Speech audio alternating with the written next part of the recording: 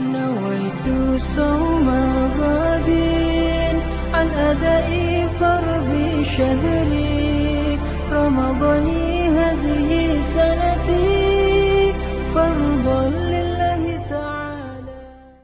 tey aussi ci taxawaayu ONG Jamra ndaxte bu ñu xoolee série yi 60% yu ñuy wone à part yenn scènes yi day doon réalité sénégalaise te Sénégal aussi quoi qu'on puisse dire merci dafa xaw a bloqué ba yenn yu bëri duñ ko mën est-ce que kenn tey taxawaayu Jamra doonul benn genre collaboration rien que pour waa maison de prod ñu wone les réalités mais aussi avec une limitation sur seen scénario wala kii séquence yi ñuy diffuser. waaye série yi tey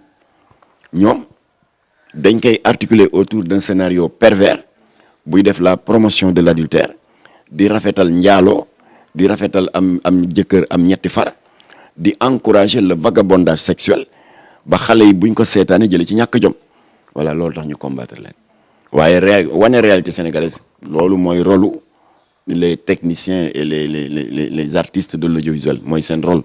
waaye danga koy wane positiver ko pour xale yi jële ci njariñ waaye doo ko wane sotti ci essence xamba xale yi ne kon njaaloo garaawul am jëkkër am ñetti far garaawul ak sama lii maa ko moom ku ma neex laa koy jox garaawul mooy maîtresse d'un homme marié ay wax yi ñàkk jom la alors xale yi seetaan ko di admirer ndaw soosule di ko gërëm nangam ak nangam te loolu c'est un encouragement au vagabondage sexuel waaye yàlla mën a atte ndaw soosu anamu. moom laa la bëgg a wax sax. ndaw saa ngi nekk indil micro bi. ndaw saa ngi nekk ci média yi di jooytu ndekete elle tire le diable par la queue ci moom la ñu déggee ci làmmiñam nee na weer day dee léeg-léeg day am jafe-jafe pour fay son loyer te pourtant nit ñaa ngi defee woon qu'elle roule dans l'or nangam alors ñun dañ daan dal ci kawam waaye bi yoon man dama ko yërëm.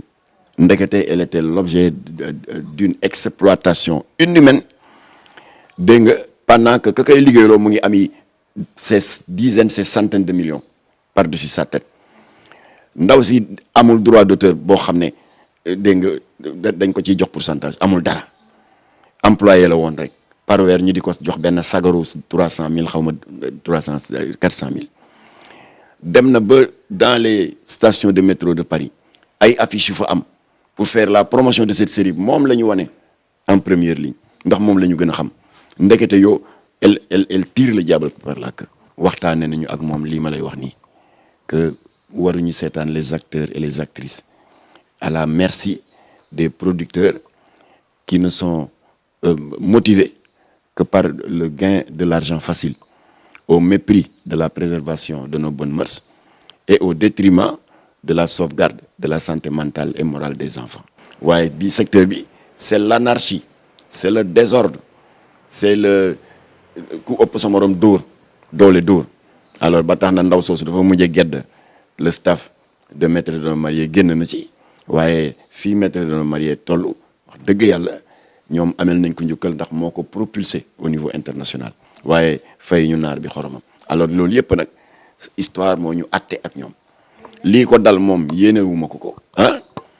lan ngay wax ndaw si parce que instant bi mu ngi Côte d'Ivoire nekk aussi ci yeneen activité waaw bon ñu ngi koy ñaanal kenn bañati ko exploiter nañ ko daan exploiter fii na ci jëlee leçon alors te xam ne ces producteurs là c'est des businessmen d'ailleurs ñi ci ëpp ñoo yàq secteur bi. Mariam Dial tey bëggoon nañu aussi Sénégal bu ñëwee puisque moom ak Jamra amoon nañ fi benn histoire lépp jàll ci yoon mu ñëw ba fii sax ziar leen nuyu leen tamit kii non pas Aïcha mais plutôt Mariam maîtresse d'un homme marié. loolu fake news la Mariam mosu fee ñëw. non dama ne par exemple tey mu ngi Côte d'Ivoire ak instant bi mu génnee sorteem ak aussi yéen ni ngeen fi amee woon problème mu change vie nekk ci yeneen activité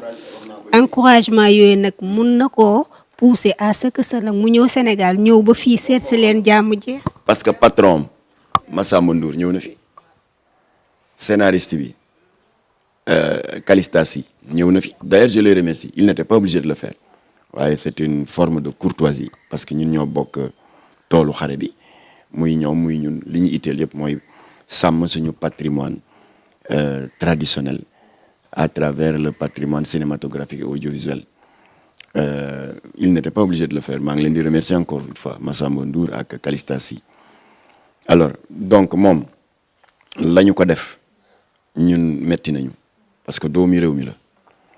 exploité ko exploité nit ñi di ko saaga dafa ñàkk jom dafa nangam muy encaissé yooyu yëpp ndeysaan ndekete yoo ñu ngi def noonu ñu ngi koy xëppi or ak di ko jox un salaire faramina ndekete yoo moo wax ca làmmiñu boppam ci ay interview nee na weer day dee j'ai des difficultés pour payer mon loyer du dëgg du yoon ba pare jàpp image am exploité ko yóbbu ko dans les stations métro en France pour def la promotion de infidèle te moom kenn du ko verser droit d'auteur kenn du ko verser copyright kenn du ko verser nangam ak nangam ak nangam ña ko doon liggéeyloo ñooy fa def seen poste voilà mu mujj ndeysaan génn def na fi beaucoup d'interviews jooytu yu daw yaram ba léegi nee nañ mu nga bitim réew ñun mënuñu dul ñaanal ko yàlla ubbil ko ay bunt waaye muy nay sellal rek bu mu nangooti des rôles pervers parce que Afrique dafa am ses traditions di ko ñaanal itam kenn bañati ko exploiter alors parce que doomi réew mi la à un moment donné jubóowuñu woon ak moom waaye comme que dem na ba fippu jotaat indépendance am ñun ni ñuy gërëmee Mariama de son nom d'artiste bu infidèle te de son vrai nom Aïssa Thiam ni ñu ko gërëmee noonu la ñuy gërëmee Mariam Diallo waaye série yi tey ñoom dañ koy articuler autour d'un scénario pervers buy def la promotion de l'adultère di rafetal njaaloo di rafetal am jëkkër am ñetti far di encourager le vagabondage sexuel ba xale yi buñ ko seetaane jële ci ñàkk jom voilà loolu tax ñu combattre leen waaye wane réalité sénégalaise loolu mooy rôlu les techniciens et les artistes de l'audiovisuel mooy seen rôle waaye danga koy wane positiver ko pour xale yi jële ci njariñ waaye doo ko wane sotti ci essence xam ba xale yi ne kon njaaloo garaawul am jëkkër am ñetti far garaawul ak sama lii maa ko moom ku ma neex laa koy jox garaawul mooy maîtresse d'un homme marié ay wax yi ñàkk jom la alors xale yi seetaan ko di admirer ndaw soosule di ko gërëm nangam ak nangam te loolu c'est un encouragement au vagabondage sexuel waaye yàlla mën a atte ndaw soosu anamu. moom laa la bëgg a wax sax. ndaw saa ngi nekk indil micro bi. ndaw saa ngi nekk ci média yi di jooytu ndekete elle tire le diable par la queue ci moom la ñu déggee ci làmmiñam nee na weer day dee léeg-léeg day am jafe-jafe pour fay son loyer te pourtant nit ñaa ngi defee woon qu'elle roule dans l'or nangam alors ñun dañ daan dal ci kawam waaye bi yoon man dama ko yërëm ndekete elle était l'objet d'une exploitation inhumaine dégg nga pendant que ka koy liggéeyloo mu ngi ami ces dizaines ces centaines de millions.